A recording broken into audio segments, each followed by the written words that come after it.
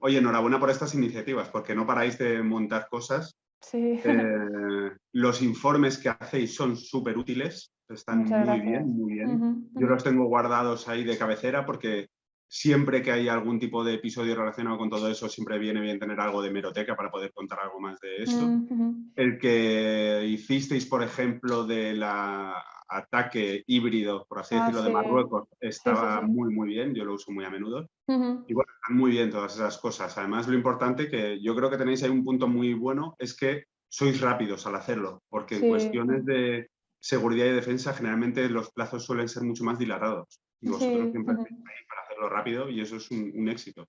Sí, la verdad es que, o sea, contamos con un equipo bastante amplio de expertos que al ser también mucho académico, que tienen un amplio recorrido en el sector, permanecen, por así decirlo, alertas a ciertos temas que puedan estallar, que puedan ser de interés. Y vamos, que ya ha habido varios trabajos, como puede ser el de guerra híbrida en el caso de Marruecos, como también el tema de desinformación, que salieron de forma muy pionera, vamos, incluso cambió mucho la agenda política porque no se hablaba en ese momento de esas cuestiones.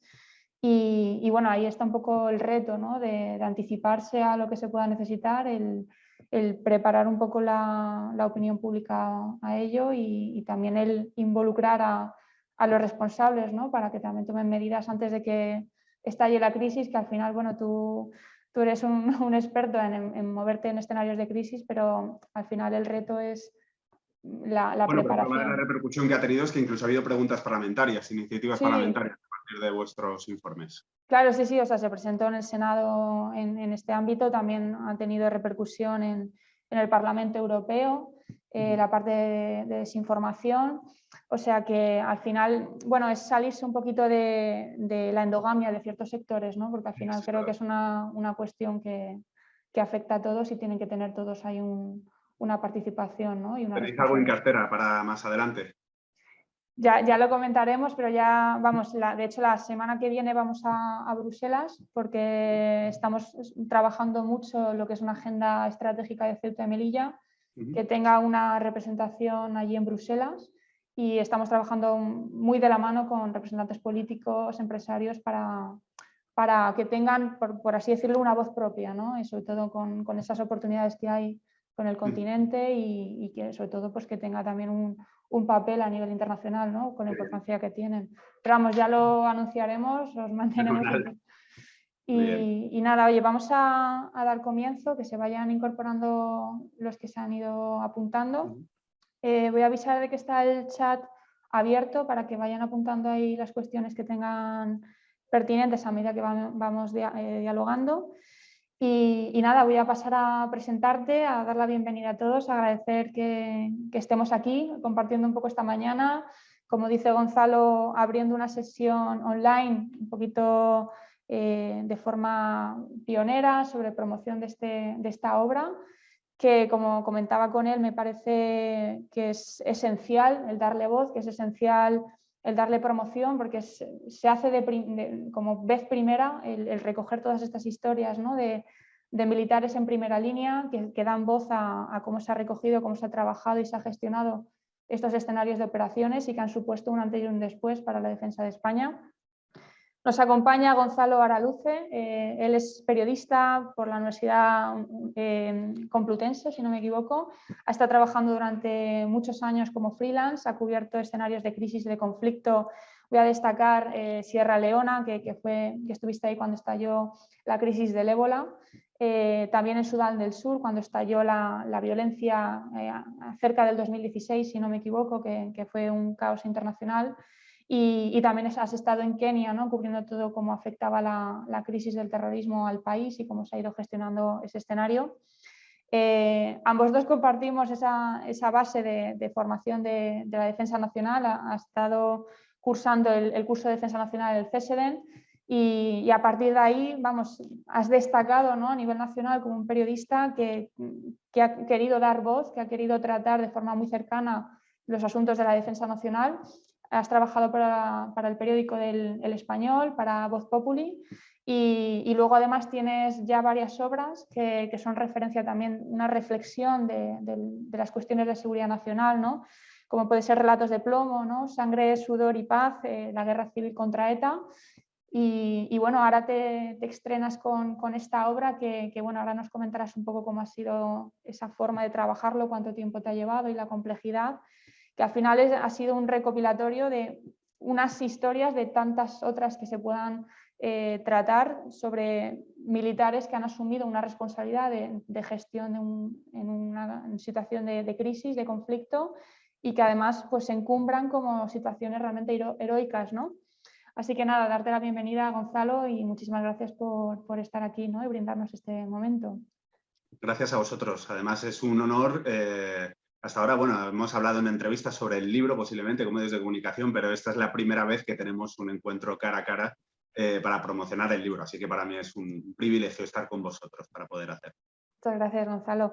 Y nada, oye, quería resaltar que además de todo este recorrido excepcional, porque bueno, hay que tener muy claro que uno quiere trabajar en el frente, que quiere trabajar en escenarios de conflicto, has estado galardonado con el Premio Defensa 2019, te han nombrado embajador de la defensa y como decía, pues también te has convertido en referencia de comunicación en estos escenarios de conflicto, ¿no?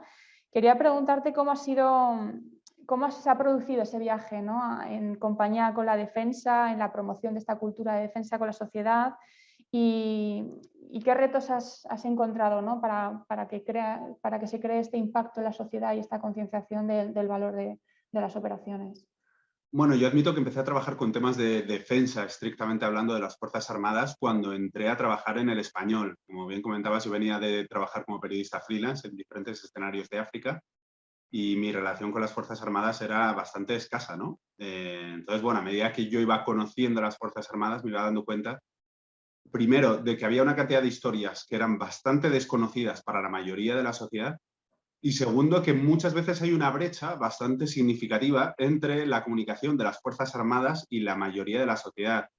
Yo creo que esto está derivado, entre otros motivos, porque bueno, las Fuerzas Armadas está relacionada intrínsecamente con una serie de tecnicismos que para la mayoría de la sociedad son desconocidas. Evidentemente, pues hombre, estamos hablando de cosas muy especializadas y muy técnicas.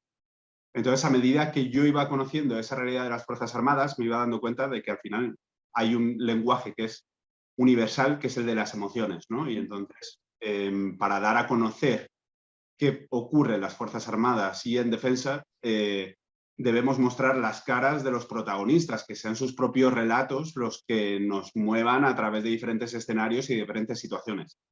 Un ejemplo muy claro, si por ejemplo estamos hablando de que el Ministerio de Defensa tiene que renovar el BMR, el vehículo BMR, y tiene que sustituirlo por el 8x8 y hay que invertir 1000 y pico millones, pues la mayoría de la sociedad va a decir que para qué. E incluso algún representante político llegó a decir que no era momento de gastar en tanques, ¿no?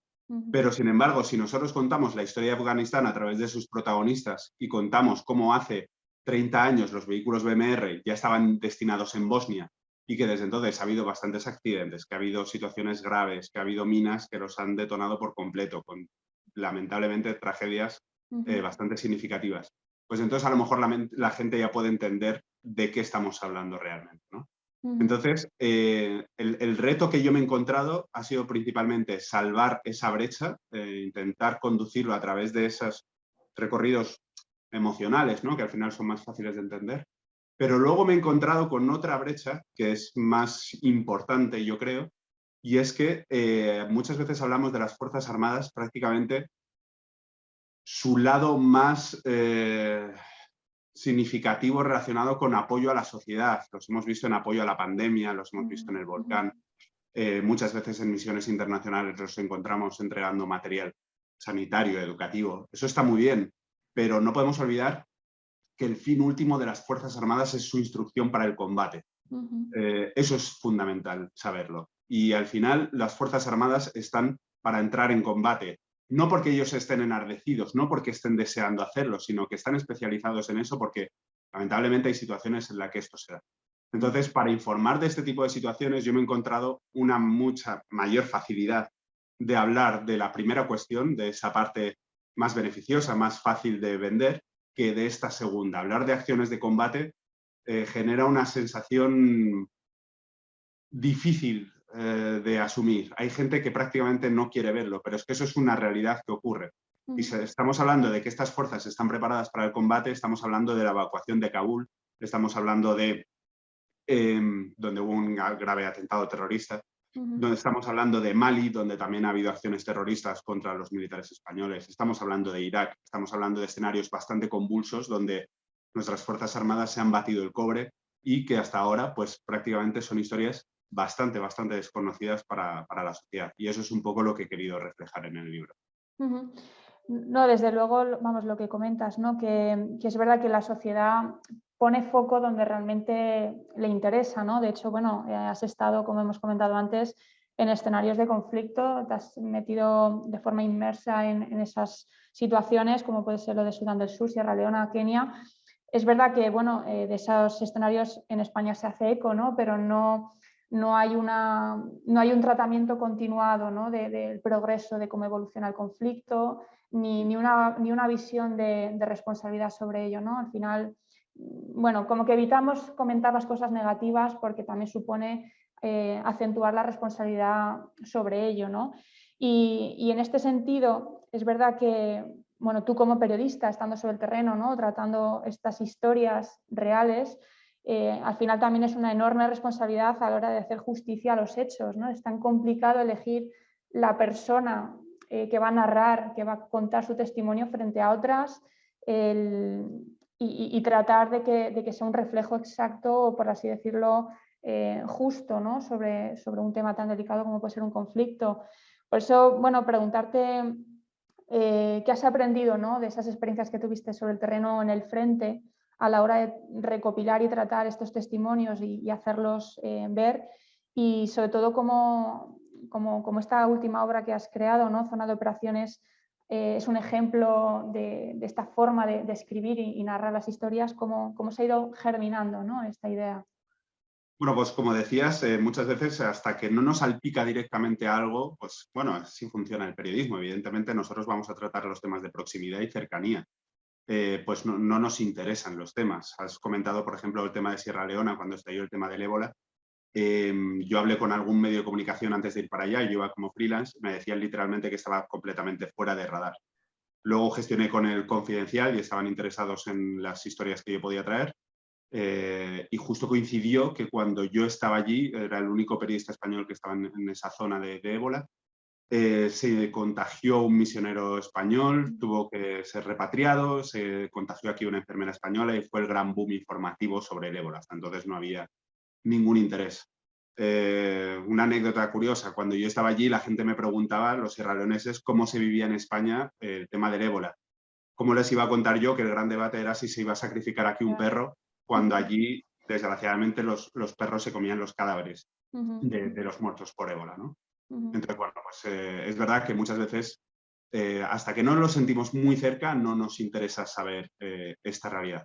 Entonces, bueno, yo el libro lo he trabajado un poco como esa deuda pendiente, porque al final, aunque no sea una cuestión de pura cuestión informativa, candente, sí que me di cuenta durante todo este tiempo eso, que había una cantidad grande de historias que no se conocían en absoluto, ¿no? Y que a medida que yo las iba conociendo, eran todavía más impactantes. Yo he trabajado muchas veces haciendo reportajes sobre todas estas historias, tanto en el español como en Voz Populi, y al final, bueno, sí que me di cuenta de que esto tenía un formato que se podía plasmar bien en libro y contextualizar un poco todo. Porque al final un reportaje está muy bien, está muy interesante, pero al final el libro, yo lo que quiero reflejar con ello son, bueno, dos cuestiones fundamentalmente. La primera, la evolución de las misiones españolas en el exterior. Por eso hablo desde Bosnia, que fue la primera gran misión en el exterior, hasta la evacuación de Kabul, que ha sido un poco lo más significativo de forma reciente. La evacuación de Kabul yo creo que ha sido nuestro Saigón, no el español que también, sino el occidental en general. Y entonces en esa evolución se ve cómo las Fuerzas Armadas estaban inicialmente preparadas para desplegarse en territorio nacional, que es como estaban. La preparación para ir a Bosnia eran 6 meses, los primeros militares estuvieron un montón de tiempo, no sabían bien qué se iban a encontrar, y ahora nos encontramos con unas Fuerzas Armadas completamente expedicionarias, liderando misiones de la Unión Europea, de la OTAN, de la ONU, en escenarios bastante calientes, ¿no? Entonces, ¿cómo ha sido esa evolución? Pues es lo que yo quería contar en este libro, una de las dos cosas que yo quería contar. y sobre todo contarlo, el segundo objetivo, a través de los protagonistas, que yo creo que es muy importante que sean ellos los que lo cuenten. Decías al principio efectivamente que por qué estas historias o por qué estos protagonistas, pues se podrían haber elegido otras historias, se podrían haber elegido otros protagonistas, pero mi aproximación ha sido primero debido a que los conocía ya a muchos de ellos por haber trabajado como periodista. Otras historias son completamente inéditas y luego que al fin y al cabo alguna aproximación tenía que haber inicial. Quién sabe si puede haber otro desarrollo posterior, otra zona de operaciones 2, y ya iremos viendo cómo va saliendo todo, pero tenía que haber una aproximación inicial. Y que sean los protagonistas yo creo que lo hace primero el relato más ligero, más llevadero, es una lectura yo creo que es fácil. Siempre me marco como objetivo que mi abuela, que tiene ya más de 90 años, sea capaz de entender lo que yo escribo, ¿no? Y yo creo que eso es importante. Y luego, que yo creo que lo hace mucho más comprensible, que al final que el lector sea capaz de ponerse en el pellejo de esa gente y sienta sus emociones. Si hablamos de un caso concreto, el soldado Richard Ríos, por ejemplo, que se enfrentó a un grupo terrorista en Mali, que venían cargados con 2 furgonetas, cargadas cada cual con 500 kilos de explosivos. Si yo cuento que este tipo era camarero en Huelva, estaba harto de trabajar día sí, día también, con una inestabilidad laboral bastante gorda y que por eso entró en el ejército y terminó enfrentándose a esa situación, y mientras estaba enfrentándose a los terroristas, él pensaba que tenía que sobrevivir para volver a abrazar a su hija, Yesenia, de 3 años. Pues si cuento todo eso, yo creo que es más fácil de entender que si no nos centramos únicamente en términos técnicos, estrictamente operativos. No, además, sin duda, es que lo que comentas en esta obra de Zona de Operaciones es que es un relato muy épico que te comentaba al principio, ¿no? O sea, es una inmersión muy personal, en primera persona, esos testimonios y sin duda, vamos a decir, entre comillas, el desnudarse personalmente, bueno, pues a contar toda esa biografía, ¿no? De cómo han llegado hasta allí, cómo han gestionado esa situación, el cómo les ha podido afectar. Por así decirlo, ha sido como la primera forma en que se ha podido ver en una obra recopilatoria este tipo de experiencias, ¿no? Entonces, no sé si le ha sido muy complejo, dado que es como la primera vez en la que militares que han experimentado estas situaciones entregan este tipo de información, ¿no? Sobre todo teniendo en cuenta pues, que hay muchas de estas misiones que están todavía candentes, tiene una repercusión también diplomática nacional. ¿Cómo te has encontrado a la hora de tratar estos temas tan delicados y recogiéndolo desde un punto de vista tan personal? Bueno, las entrevistas, estrictamente hablando de ellas, es el pilar fundamental, yo creo, en el que se sostiene el libro. Están gestionadas a través de instituciones oficiales, eso no lo podemos negar. He tenido colaboración del Ejército de Tierra, de la Armada, del Ejército del Aire y de la UME. Yo quería que fuera bastante coral todo el libro. Y digo la UME porque al final uno de los capítulos también se centra en el despliegue operativo en la pandemia del coronavirus, porque desgraciadamente territorio nacional ha sido una de las mayores zonas de operaciones en tiempos recientes, ¿no? Entonces eso no podemos obviarlo. Yo he contado con la colaboración de todos ellos para gestionar todas las entrevistas y luego a través de mis fuentes también he tenido acceso pues, a informes o documentación hasta ahora inédita, pues algunas cartas de agradecimiento, algunas cuestiones operativas sobre cómo se han gestionado los diferentes despliegues. Y bueno, yo tenía muy claro, y esto lo dejé claro a todos los departamentos, que yo no iba a hacer una labor de propaganda, o sea, no se trata de contar qué bien funcionan las Fuerzas Armadas, no. Nuestra labor como periodistas es contar la realidad de lo que ocurre, ¿no? Eso es un debate muy interesante siempre que tenemos con los militares, que es promover la cultura de la defensa, ¿no? Ellos entienden promover la cultura de la defensa como hablar bien de las Fuerzas Armadas. Los periodistas lo entendemos como contar qué ocurre en las Fuerzas Armadas, bueno y malo, ¿no? Lo que pasa es que en las Fuerzas Armadas ocurren muchas cosas muy buenas y no se conocen. Si podemos usar términos de marketing, es que el producto es muy bueno. Y entonces esta aproximación, si al final, en el libro, si el resultado ha sido positivo, ha sido porque es que el trabajo que ellos hacen también es muy positivo, ¿no? Y entonces, en este sentido, yo he ido trabajando durante muchos años con temas de defensa, he ido haciendo acopio de mucha información y era el momento de ponerlo todo en negro sobre blanco, ¿no? A la hora de gestionar las entrevistas, eso, el apoyo de las instituciones oficiales y luego contar todo tal y como ha sido. Si nosotros estamos hablando de la batalla de Nayaf, que se vio inmerso el ejército de tierra, le llaman la batalla de todas las batallas del ejército español a esta, ¿no? La del 4 del 4 de 2004. Sí. ¿Qué película tiene este episodio?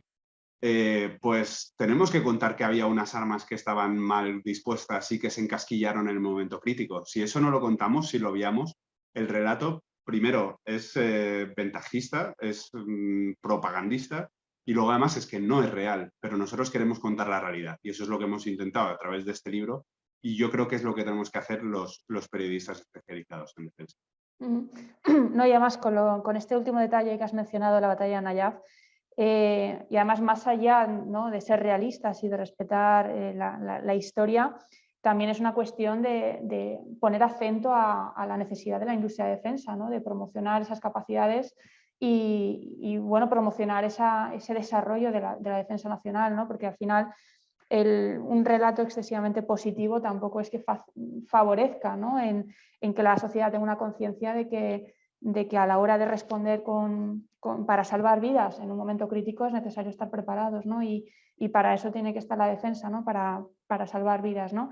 Así que bueno, te agradezco que nos hayas dado ese detalle concreto, que como bien dices está en el libro y es uno de los tantos ejemplos que también, pues gracias un poco a la preparación del ejército español, pues también favorece que no haya tenido unas consecuencias mayores, ¿no? Y voy a resaltar, porque me parece muy curioso y además lo has mencionado mucho, la cuestión humana, ¿no?, de cómo se trata la información en periodismo y cada vez más en otro tipo de relatos, ¿no? Y voy a acentuar una cita que es que me llamó la atención nada más empezar a leer el libro, que destacas al comenzar, ¿no?, que es de Tomás Eloy Martínez, que es un gran maestro del periodismo, que dice así, ¿no?, dice: volver a las historias con nombres y apellidos. Y es verdad que creo que estamos en un contexto en el que la inmediatez afecta mucho a la hora de trabajar y profundizar en recursos, en profundizar en tiempo, dedicación al análisis. Creo que el periodismo se ha visto enormemente afectado, incluso también, bueno, aquellos que trabajan en análisis, ¿no?, porque al final el recopilar este tipo de historias, de testimonios, conlleva un tiempo amplio, ¿no?, de contactar con la persona, crear una confianza, el empaparte del contexto y sobre todo el favorecer que dirija la atención social hacia el punto de información que crees que es importante, ¿no? Entonces, ¿cómo está afectando esta labor tuya, ¿no?, sobre el terreno, de dar voz a estas personas, luchar contra el imperio del dato, por así decirlo, a la hora de mostrar estas cuestiones así? Yo creo que son dos cuestiones complementarias. Al final, el dato es lo que nos fija la fidelidad de la realidad, pero la cuestión personal es lo que nos acerca a ese protagonista o a esa realidad. Un ejemplo con el tema de Sierra Leona y el ébola, y disculpad que vuelva a lo mismo otra vez. Cuando yo estaba aquí en España, nos llegaban cifras que eran terribles de cuánta gente moría cada día. Yo conocía gente porque había estado previamente que por Facebook me contaba una realidad muy trágica y unas historias a cada cual más grave. Entonces, no se conocían en absoluto. Y mi intención de ir para allá, o la de cualquier periodista de ir sobre el terreno, es conocer esas historias para poder contarlas y aproximar a esa realidad. Si nos quedamos solamente en los datos, corremos el riesgo de la perversión de los datos, porque los datos nosotros no tenemos acceso a ellos de forma palpable, nos los facilitan. Y una vez nosotros nos facilitan una información, siempre corremos el riesgo de que esté manipulada o mal interpretada. Entonces, yo creo que las dos cosas son complementarias. El filósofo Arthur Schopenhauer, por ejemplo, decía que el periodismo es el minutero de la historia, ¿no? Yo creo que es una percepción muy interesante, porque al final el periodismo es el minuto, el segundo a segundo. Ya casi se ha quedado anticuado lo que dijo, ¿no? Es el segundo a segundo. Instantáneamente tenemos que contar lo que se está viviendo. Si se vive un episodio como lo que se vivió el año pasado en Ceuta, tenemos que estar contando cuántas cientos, miles de personas están intentando entrar de forma irregular en Ceuta. Si vemos que hay unos vehículos BMR del ejército que están blindando la frontera, nosotros tenemos que estar contándolo. Aquí va un toque de atención porque en ese caso nosotros, por ejemplo, desde las instituciones oficiales nos encontramos un silencio sepulcral durante todo un día Y eso al final es gravísimo porque nosotros estamos viendo por la televisión lo que está ocurriendo, pero sin embargo no se nos facilita nada de información. ¿Eso en qué termina derivando? Que cada uno pues termine dando un dato. Había quien decía que había 300 militares desplegados, otros que decían 1000, cada uno a través de sus fuentes, ¿no? Y luego también nos encontramos una perversión. Anda que no había gente que estaba diciendo que estaban los tanques del ejército desplegados allí, hablando de BMR, ¿no? Pues era bastante complejo. Entonces, bueno, que el periodismo es el minutero de la historia, yo creo que en este libro puede quedar un poco reflejado, porque al final cada historia que estamos contando aquí, cada relato, puede ser ese minutero. Es un momento concreto, una acción concreta, debidamente contextualizado. Pero a través de todos ellos, a través de 12 historias, como si fueran 12 agujas del reloj, conseguimos completar una manilla entera y contar una historia que es esa evolución de las Fuerzas Armadas, eso, desde Bosnia hasta la evolución de Kabul, de dónde veníamos y a dónde vamos.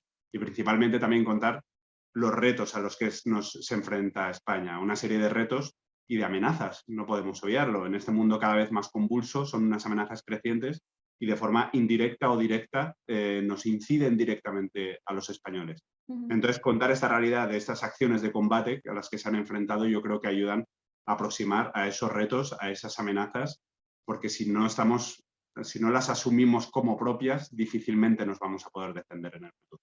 No, y además, como comentas, sin duda con esta obra de Zona de Operaciones, vamos, se percibe que has hecho una recopilación de una visión estratégica, operativa y táctica, quiero decir, en 3 niveles, ¿no? Estratégica por lo que comentas, porque al final es una reflexión de cómo España ha ido evolucionando desde de esta primera situación de crisis que fue Bosnia hasta Afganistán, ¿no? en el último año. Y al final eso es una visión a lo largo del tiempo de cómo se ha ido mejorando en esta respuesta y gestión de crisis, ¿no? Y luego esa parte más operativa de que además en cada capítulo trabajas muy bien el contexto, o sea, haces una inmersión histórica de situación, de cómo se ha llegado hasta ahí, por qué España está ahí, que creo que también es muy, muy necesario, sobre todo para aquellos que tampoco conozcan mucho el contexto de operaciones. Y luego esa parte más táctica que vamos a decir que es esa respuesta heroica, concreta de un personaje en un momento crucial, ¿no? O sea que es una labor en 3 dimensiones que además es muy interesante y que puede abrir muchísimo debate, ¿no? y diálogo sobre ello. Y en este punto también hemos hablado que son historias que además mencionabas que son poco conocidas, son dignas de dar a conocer. Hay una en concreto que a lo mejor, porque tuvo un impacto mediático muy interesante, que fue cuando se accidentó el Puma allí el helicóptero en Afganistán y se hizo una película, ¿no? Zona Hostil, y también contó con la participación del Ministerio de Defensa y tuvo un impacto muy interesante en la sociedad que abrió por lo menos la posibilidad de acercarse a conocer cómo era esa zona de operaciones. Pero vamos, realmente, como dices, son 12 episodios que tú tratas en tu libro, que todos ellos son dignos de sacar una obra épica similar a las que tienen en Estados Unidos con sus héroes, ¿no? Y con sus episodios históricos. Entonces, con vistas al impacto mediático que tuvo esa película, con vistas a cada vez más este tipo de obras, ¿no? cercanas y de necesidad de contar la defensa nacional, ¿qué percepción tienes de cómo se están trabajando en estos medios de comunicación, en el ámbito audiovisual, estas historias y sobre todo también el reconocimiento heroico y de la labor de estos militares, tanto en tu libro, en tus investigaciones, como en lo que sale a nivel nacional? Yo creo que cada vez estamos haciendo una aproximación más certera hacia toda esta realidad y además más interesante incluso desde el punto de vista técnico audiovisual. Mi otra gorra, además de defensa, por así decirlo, es interior también, ¿no? Hemos visto, por ejemplo, recientemente en Amazon la serie de Los Geo, que ha tenido un impacto increíble y que ha servido para acercar y conocer la gente, quiénes son esos tíos que se enfrentan a terroristas, a narcotraficantes, a los más malos de los malos, ¿no? Y luego tuve la suerte también de participar en El Desafío, otra serie de Amazon de la lucha de la Guardia Civil contra ETA, y yo creo que también ha servido para que la gente recupere pues, un pedazo de nuestra historia que se está olvidando y que al final ha sido lo que nos ha marcado como democracia y como Estado, ¿no? A nosotros, esa lucha contra el terrorismo.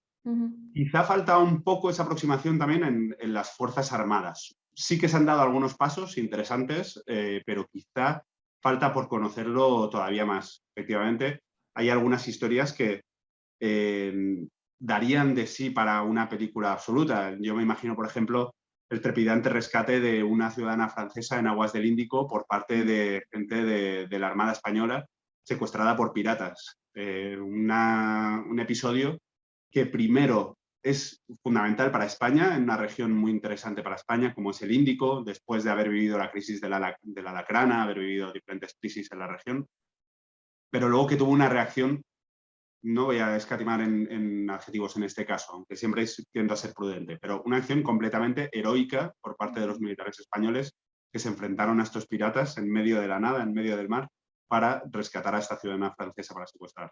Esa historia es increíble, ¿no? Pero hay otras muchas. En el libro, por ejemplo, recojo una que no se había abordado jamás, que es una historia en la que se vieron envueltos una docena de militares españoles en el corazón de África, en República Centroafricana, en Bangui, en un momento de convulsión social y de violencia completamente desatada. Y ellos se encargaron de evacuar a personal de la Unión Europea y sacarlo de allí en un momento absolutamente crítico, donde cada día se registraban disparos y ataques contra la base en la que ellos estaban viviendo. Este episodio recibió pues, homenajes, recibió agradecimientos por parte de la Unión Europea, por parte de las más altas instituciones, pero en España había pasado completamente desapercibido, no se conocía por completo, en absoluto, ¿no? Entonces, bueno, falta esa aproximación, yo creo, en tema de las Fuerzas Armadas. Siempre va a haber historias desconocidas, pero bueno, nuestra labor también es indagar un poco, intentar conocerlas lo mejor posible y ojalá lleguen esfuerzos, incluso también, ¿por qué no decirlo? Desde el punto de vista del entretenimiento, yo creo que puede ser una cosa muy interesante, ¿no? Hacer un esfuerzo pues, audiovisual o divulgativo en cualquier sentido y que la gente pues, conozca estas historias que son vibrantes y que la mayoría de las veces ha terminado con un éxito completo, pero que son hasta ahora desconocidas.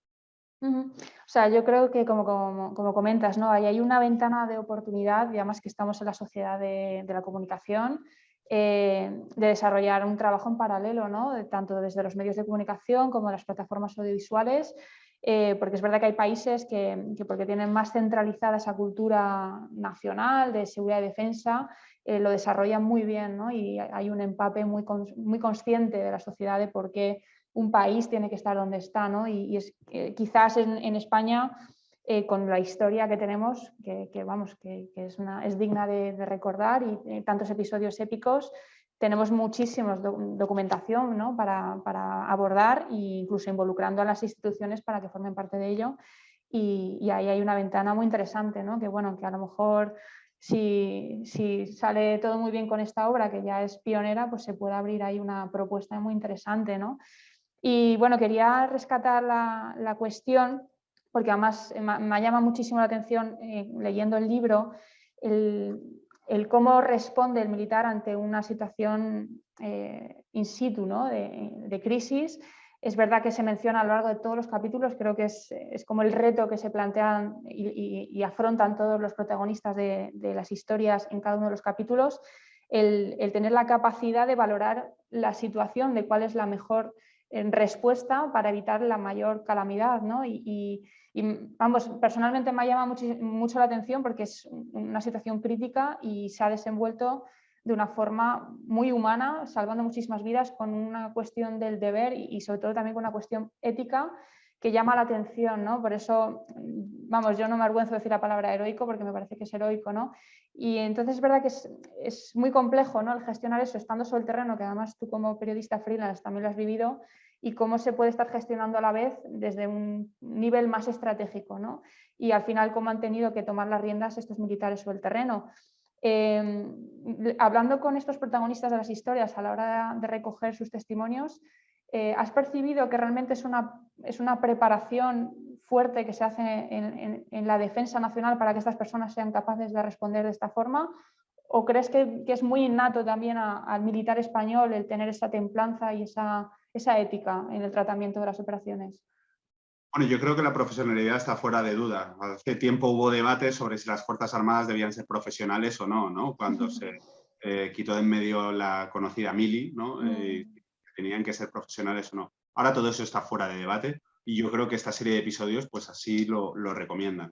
Que sea innato o no innato, yo no creo que sea innato, sino que son destrezas adquiridas a través de la instrucción constante y permanente.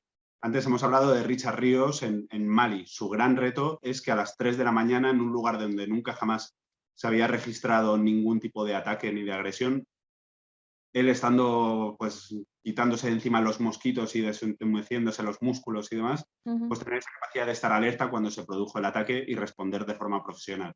Pero eso es su forma, su profesionalidad adquirida, que al final yo creo que eso es una cosa más o menos compartida en las Fuerzas Armadas de los países aliados, por así decirlo, ¿no?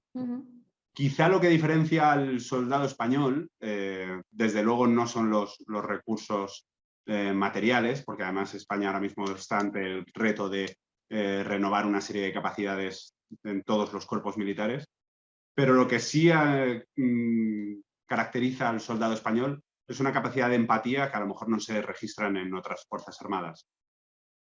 En Mali se produce el ataque terrorista y lo primero que hacen los soldados españoles es ir a ver si los soldados malienses que hacían guardia con ellos estaban bien y sacarles de allí y atenderles. En Afganistán es atender pues, a la población civil y a través de allí, bueno, pues también se adquiere una serie de información operativa que puede ser interesante, ¿no? Para desempeñar la misión.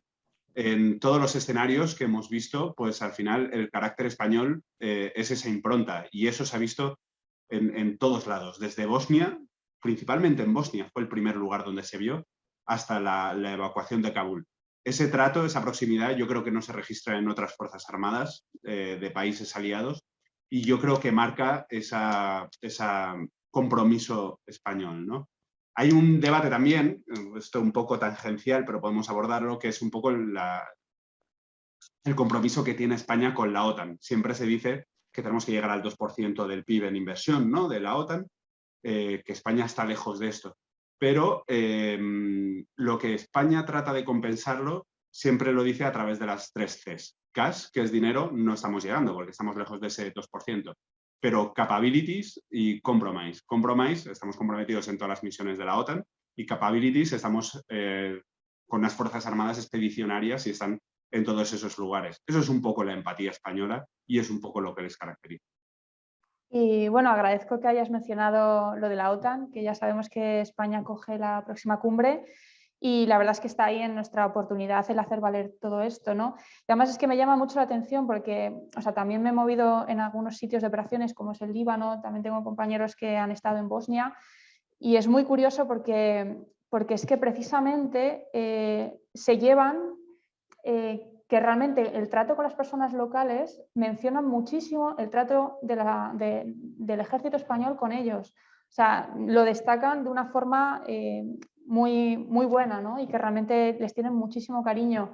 Y de esta forma, vamos, incluso el cómo se tratan estas situaciones de crisis, ¿no? Como estos episodios, me parece que es la mejor forma de visionar que en esos escenarios de operaciones de conflicto realmente se está haciendo mucha marca España, vamos a llamarlo, ¿no? Marca ejército, que ya sabemos que también lo ha desarrollado el ejército de tierra, pero al final es una labor diplomática muy interesante que se puede aprovechar y que realmente frente a otros países tenemos una enorme ventaja. Y además no solo por el tratamiento de los militares en la zona, sino también a través del fútbol, ¿no? Ya lo hemos visto que abre puertas en muchos países que están en conflicto. Y bueno, personalmente yo veo que ahí la defensa nacional tiene una interesante puerta abierta de generar esa influencia, ¿no? Y presentarla y plantearla así en esta próxima cumbre de la OTAN, ¿no? Y vamos, ya para terminar y dar paso a las preguntas, que recuerdo que está abierto el chat y ya veo algunas, quería lanzarte la pregunta de que tras este trabajo, ¿no?, que has realizado, tras esta experiencia, al ver el interés que puede desempeñar, la oportunidad, ¿qué propuesta te lanzas a partir de ahora a nivel personal para continuar este trabajo y qué retos le lanzas a la defensa para que progrese en este ámbito de cultura de defensa? Bueno, en el tema personal yo creo que al final es incidir en todo esto. Esto no ha sido más que una gota en el océano, este libro, porque hay muchísimas más historias y hay muchísimos más protagonistas desconocidos que podemos todavía seguir abriéndoles las puertas para que la sociedad los conozca, ¿no? Ya veremos el formato, si también en tema literario como ha sido el momento, o si audiovisual, o bueno, iremos viendo un poco todo esto. Y el reto en defensa, yo creo que va en dos sentidos. El principal, por lo menos barro para mi tierra, ¿no? Para mi ámbito, que es el de la comunicación, es que no tengan miedo a dar a conocer lo que tienen. Yo creo que muchas veces nos encontramos con eso. Había mucha reserva a abrir las puertas a los medios de comunicación para dar a conocer estas historias. Quizá por miedo a que nos enteremos eso, de que una ametralladora se encasquilla en el peor momento y que esa capacidad pues está obsoleta. O a lo mejor cualquier otro tipo de cuestión. Bueno, pero es que eso es un detalle dentro de una historia mucho más grande que cuenta la capacidad personal y esa preparación de las Fuerzas Armadas, ¿no?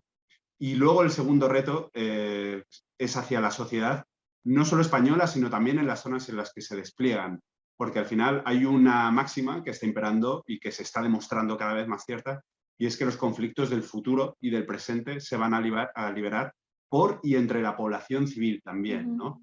Por un lado, la desinformación, como bien vosotros conocéis a través de los brillantes informes que habéis hecho, pero luego también porque las guerras se están librando ahora calles por calles, casas por casas. Eso lo hemos visto en Irak en la lucha contra el Estado Islámico y lo estamos viendo en otros muchos lugares. Entonces, que un ejército extranjero caiga bien en el lugar donde se están desarrollando es fundamental para el buen éxito de la misión. Ahí quiero destacar el trabajo que los conozco personalmente del Regimiento de Operaciones e Información número 1 del Ejército de Tierra, que está trabajando mucho en todo esto, en el impacto, analizar el impacto de las fake news en zona de operaciones, de la desinformación, y luego también en el trato con las autoridades civiles en la zona en la que se van a desarrollar.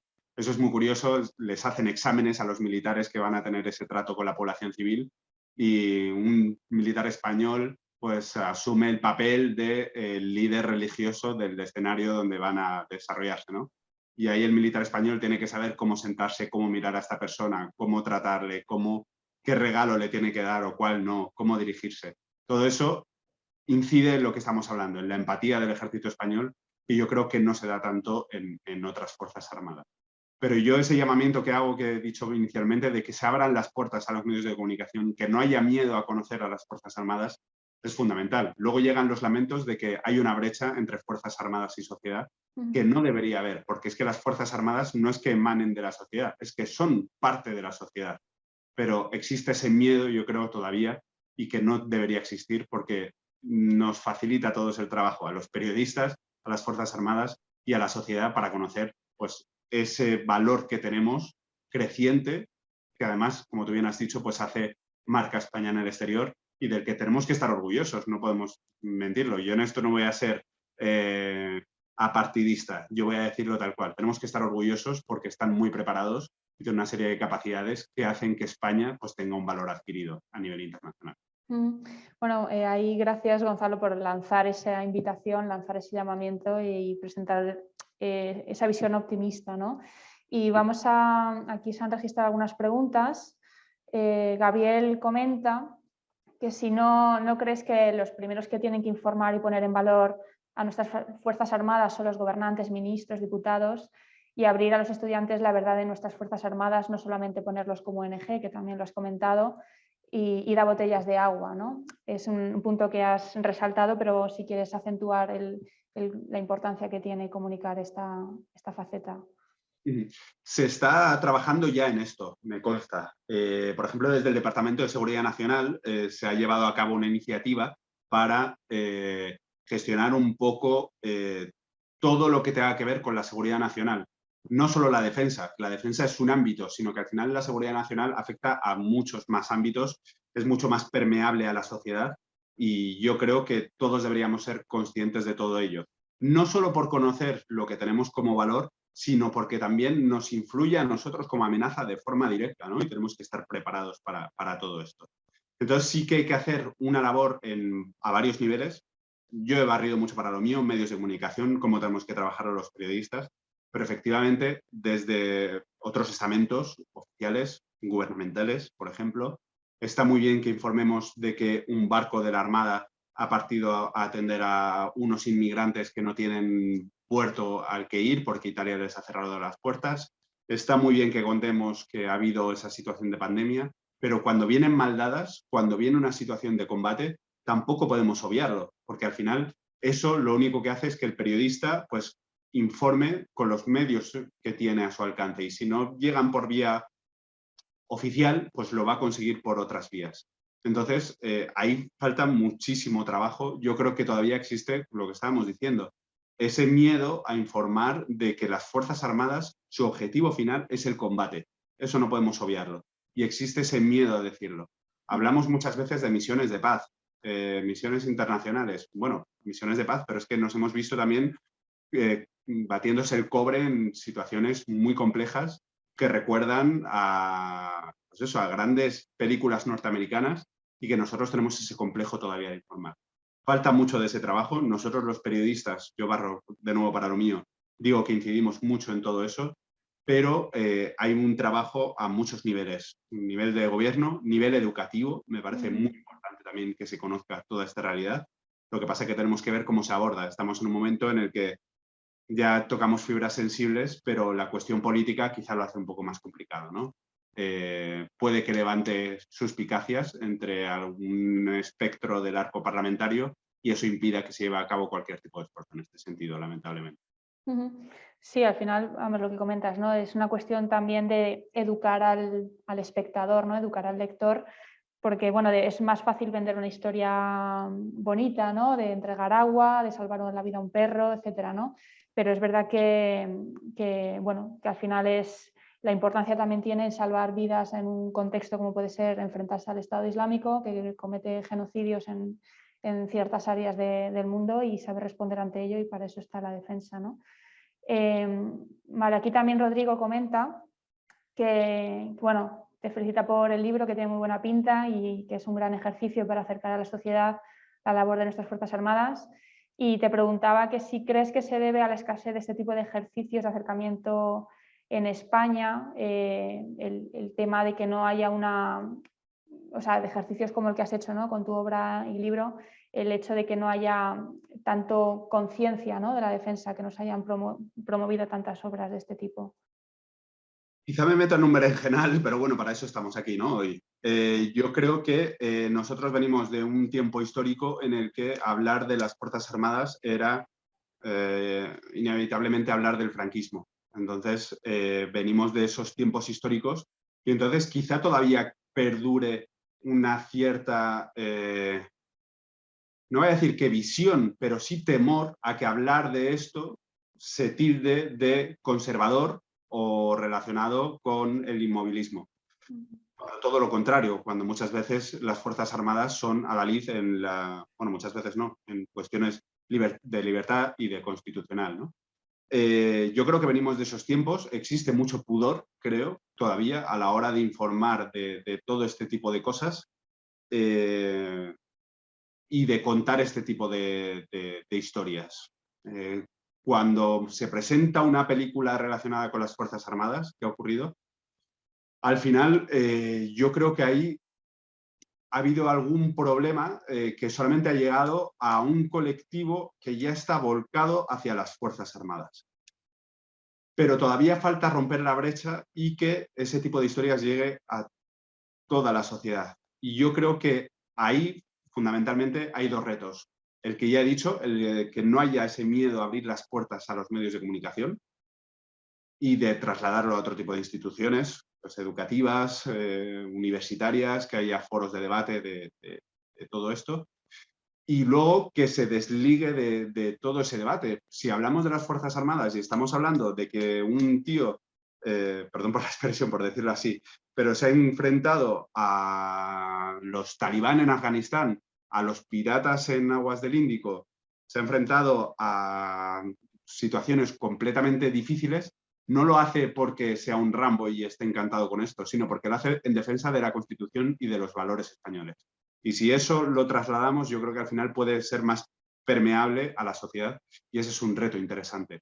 Vamos a ver cómo se desarrolla. Yo creo que poco a poco se está rompiendo esa lacra, también por una cuestión de perspectiva histórica. Han pasado muchos años ya desde la caída del franquismo, aunque haya muchos que se empeñan en revivir ese debate de forma constante, pero yo creo que ya empiezan a caer esos clichés infundados, a mi forma de ver, pero que ayudan a transmitir este tipo de historia. Muchas gracias, Gonzalo, por la propuesta que planteas. Y aquí hay una última pregunta, salvo que alguno más añada. Se pregunta que has mencionado varias veces el tema del encasquillamiento de ametralladoras y vehículos como el BMR, que han tenido problemas en zonas de operaciones, que si no crees que si se dejara a los verdaderos profesionales, o sea, los militares, los que van a utilizar estas armas y vehículos en diseñar o decir qué armamento es el más idóneo, ese vehículo, etcétera, realmente favorecería en gestionar estas decisiones políticas.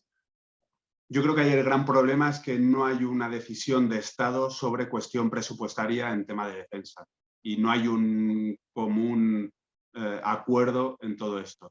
Si eso existiera, no estaríamos pendientes del devenir del político, del ministro de turno o del presidente de turno. Habría una estabilidad presupuestaria que ayudaría a que las conexiones y los trabajos diarios, cotidianos, pues fueran mucho más fluidos, hubiera una comunicación mucho más presente y tanto la industria de la defensa como las Fuerzas Armadas pues pudieran trabajar, bueno, y también el ámbito universitario, yo creo que también es muy importante citarlo, pudieran trabajar mucho más codo con codo y con una mayor tranquilidad para encontrar respuesta a las amenazas y a los retos a los que nos encontramos.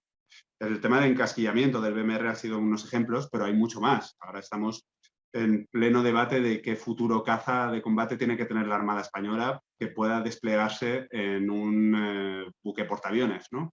Estamos en las futuras fragatas, en el futuro submarino, en los futuros vehículos blindados. Muchos de ellos, lamentablemente, llegan con años de retraso y con mucho sobrecoste en su desarrollo. Yo creo que el gran problema viene derivado de todo esto.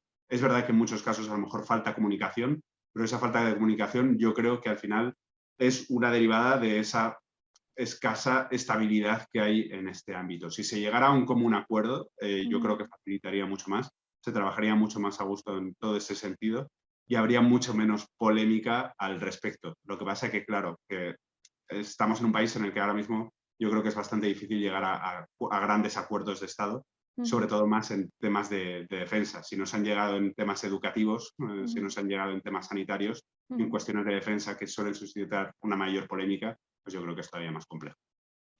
Y vamos ahí, voy a cogerte el testigo porque además lo que comentaba, creo que con tu obra abres ya un camino primero para empezar a comunicar de esta forma.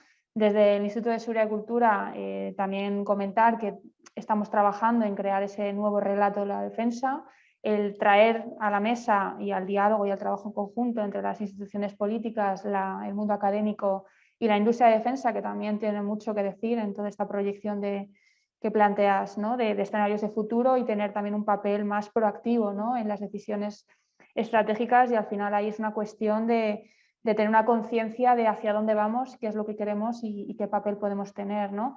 Entonces, al final, bueno, el tener la capacidad de dar voz a quienes tienen que hablar, que también lo han comentado en las preguntas, el acercar esa posición, ese relato a los diferentes expertos, instituciones académicas, a los responsables políticos, ya de por sí va a abrir puede abrir plataformas de encuentro y de concienciación, ¿no? sobre lo que es necesario. Y por lo menos, bueno, ya el primer paso que has generado con un tipo de relato más cercano, más personal de la defensa, que puntualiza el valor de la gestión de este tipo de escenarios, sin duda, vamos, con la difusión que se le pueda dar, va a abrir lo que pueda ser la promoción de este tipo de historias a nivel académico y a nivel institucional, ¿no? Así que en ese punto, pues animarte a ello, el que podamos también colaborar juntos en toda esta tarea de la cultura de seguridad y defensa, que creo que tenemos que buscar formas de trabajar juntos los que estamos involucrados en ello y explorar esas vías de comunicación, ¿no? Y nada, también agradecer a todos los que habéis participado, agradeceros las preguntas, esas iniciativas que también han tenido un perfil muy de proactividad y de propuesta, y también animaros a mantener el contacto y trabajar juntos en todo esto. Y nada, darte la enhorabuena, Gonzalo, por haberte atrevido a abrir esta brecha tan compleja, este mundo tan, por así decirlo, más cerrado, ¿no? Últimamente en los últimos años, y animarte a que continúes con este camino que ya una vez que estás dentro y que lo empiezas a abrir, seguro que empieza a desarrollarse con mucha más facilidad. Así que nada, muchísimas gracias y que para cualquier cuestión estamos en contacto y esperamos el poder continuar la difusión que le des a tu obra. La enhorabuena también a vosotros, que no paráis también en esta labor divulgativa. También a los periodistas nos viene muy bien todo el trabajo, todos los informes que lleváis a cabo. Para mí un privilegio estar con vosotros. Así que a vuestra disposición siempre. Muchísimas gracias y gracias por la asistencia a todos los demás. Venga, hasta luego, Gonzalo. Gracias a todos.